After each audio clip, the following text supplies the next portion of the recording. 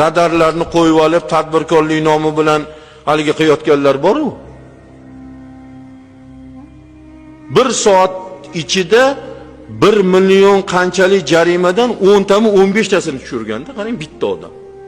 1 soat ichida. Bu kuni bilan o'tirsa qancha odamni ko'rni quritadi. Kim rahmat etyapti bularga? Kim minnatdor bo'lyapti shulardan?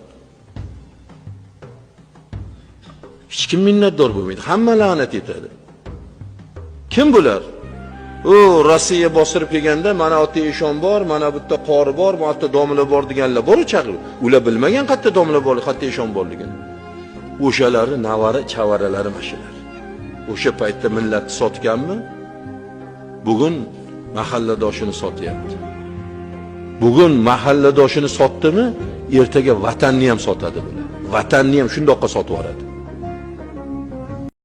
Radarlarni qo'yib olib, tadbirkorlik